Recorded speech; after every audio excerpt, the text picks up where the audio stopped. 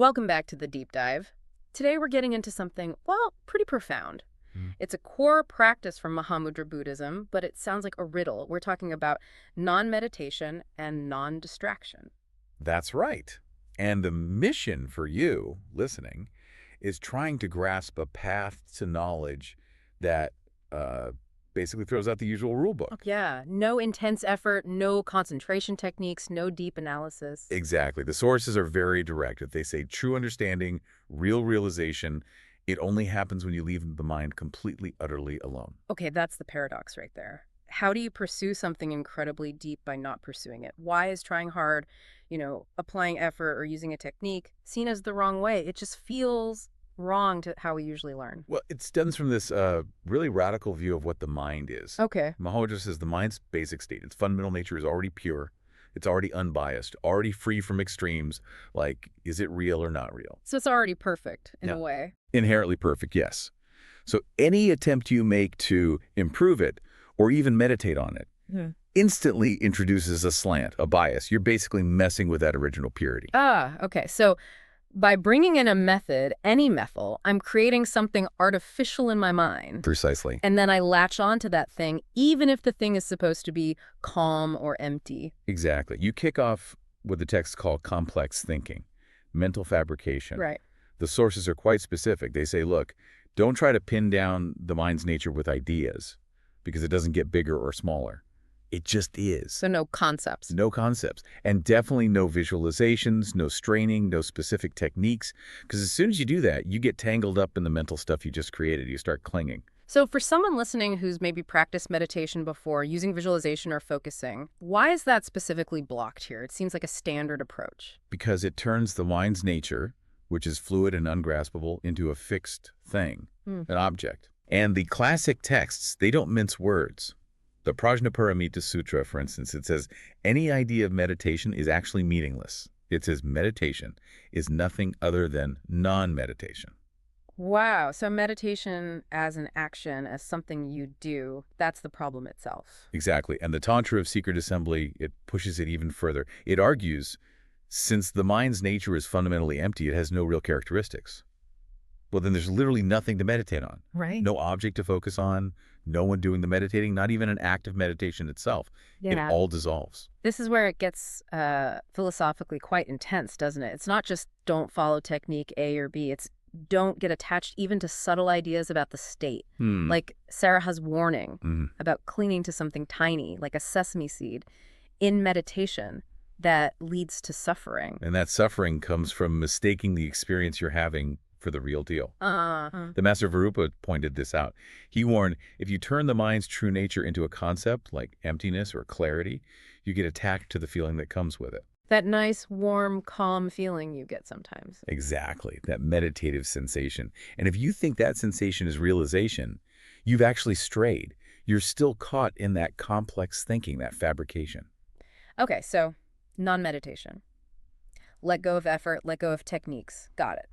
But practically, isn't the mind just going to, run wild? If I'm not holding the reins, won't I just drift off thinking about emails or what's for dinner? And that's precisely why you need the second pillar, the practice of non-distraction. Oh, okay. If we're not allowed to force a state, we have to be vigilant in simply maintaining the natural state that's already there.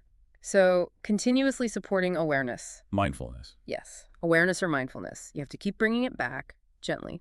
It sounds like walking a tightrope. Yeah. You're doing absolutely nothing effortful, yet you have to be relentlessly aware of the nothing you're doing. That's a good way to put it. For a beginner, yeah, the mind will wander. That's natural. So they start by just noticing what comes up, using that basic mindfulness to catch the big, obvious distractions, work, stress, planning, replays of conversations. The usual mental chatter. Right. But the path demands way more than that. It gets much subtler. And this is where it gets really counterintuitive, I think, because the texts point to things we'd normally count as successes, like feelings of bliss or crystal clarity or even a state of no thoughts. And they call these subtle level distractions. Wait, hang on. How can perfect clarity be a distraction? That sounds like the goal. It's fascinating, isn't it? But from this perspective, even those beautiful experiences, if you cling to them, if you identify with them, Yeah. They're still just mental events. Okay. They're positive concepts, sure. You might use them to label your meditation. Oh, that was a good session. I felt bliss. But they're still concepts. They're like beautiful flowers, maybe, but they're still growing inside the garden of conceptual thought. I think I see. So it's not the clarity or bliss itself that's bad. It's the fixation. The moment I think, wow, this is it, I feel so clear. You've just solidified it, made it a thing, created a new subtle attachment. Right. And that's the level of refinement needed.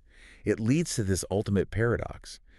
Even the idea of abandoning complex thinking Yeah. can become the very last piece of complex thinking you need to let go of. Wow. That's deep. Virupa taught that this kind of dualistic perception, me versus the experience, good state versus bad state, that's what keeps us stuck in samsara, the cycle of suffering. Okay.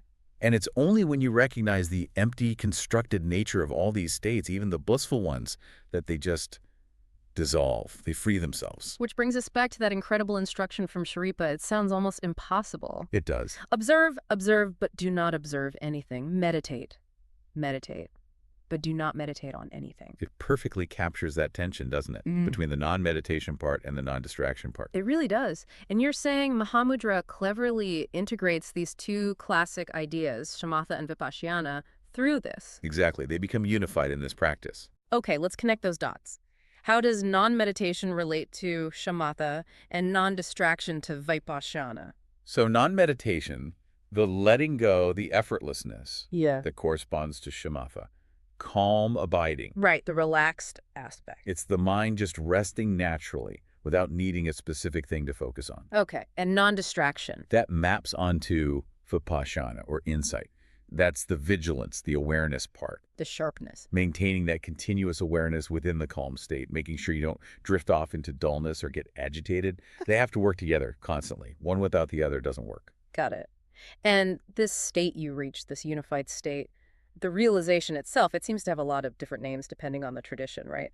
For someone trying to understand, what are these terms really pointing towards? Fundamentally, they're all trying to describe a state of understanding that happens before concepts kick in. Okay. So if you look at the broader picture, the Sutra Path often talks about non-conceptual wisdom, or it emphasizes emptiness, what's not there. The absence of fixed reality. Right.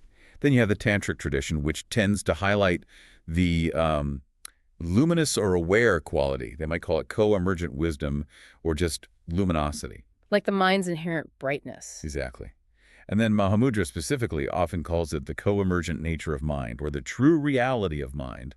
But really, they're all different fingers pointing at the same moon, you could say. Pointing to the mind operating without our usual conceptual overlay. Precisely. Without us imposing definitions and boundaries on experience. There's that quote from the Sutra of Transcendent Wisdom that seems to nail it. It says something like, when we perceive the mind's nature. We understand that there is nothing that can be perceived. Right. Realization is achieved when we perceive the absence of anything that can be perceived. You stop looking for something specific, something called enlightenment. And in that stopping, in that absence, you find it. Or rather, it finds you. Okay. Now, let's get practical again.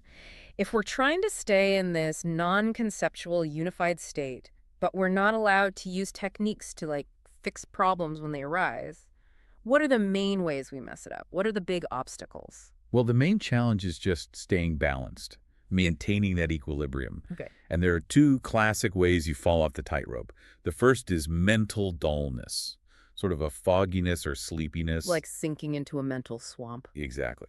That happens when you lean too heavily on the non-meditation side. You get too relaxed, too passive, and you basically just check out. Awareness dims. Makes sense. So the opposite must be getting too wired. That's the one. The second pitfall is mental excitement or agitation.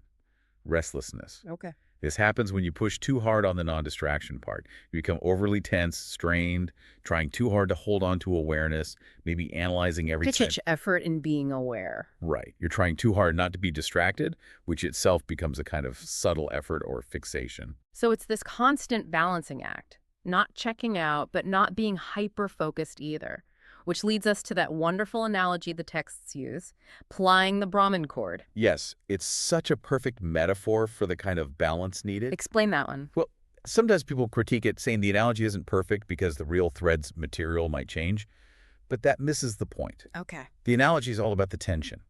Imagine you're holding a very fine thread, like the Brahmin cord. If you pull it too tight, It snaps. right, that's mental excitement. Your mind is too strained. But if you hold it too loosely, Gets tangled, collapses. exactly, that's mental dullness. Yeah. Your mind just goes slack. So the mind needs that same kind of balanced tension. Not too tight, not And too loose. relaxed, yet vigilant. Alert, but not effortful. Like a perfectly tuned string on an instrument, it has just the right amount of tension to resonate clearly. That sustained practice, that's the goal. Not just relaxation, not just vigilance, but this state of relaxed vigilance. That really is the heart of the Mahamudra approach, letting the mind just rest in its natural, empty, aware state, and using that continuous, gentle mindfulness only to nudge it back when it starts tipping towards dullness or excitement, all without getting caught up in thinking about how you're doing it. It's quite something. This has been a really fascinating look into how sometimes the deepest understanding comes when we actually stop using our usual tools for understanding things. Yeah. Mahamudra really makes a case for this effortless presence, arguing against our instinct to constantly intervene with our own minds. And the power in this, for you, the listener, is holding on to that dual principle, the ease, the letting go of non-meditation, combined with that steady, unwavering, but non-grasping awareness of non-distraction. And we've seen how even the concepts we might cherish, ideas like clarity or bliss or even thinking about emptiness, are still seen as infinitely distant from the direct experience of reality itself. Which leaves us with a really crucial question for you to sit with. If the very words we use, the concepts like emptiness or true reality, are themselves potential obstacles, if language itself can be a hindrance, how do you even begin to investigate reality directly without falling back into some kind of conceptual box? Even the idea of having no framework can become just another framework, can't it? How do you stop defining things, even implicitly? Yeah. It's definitely something to think about.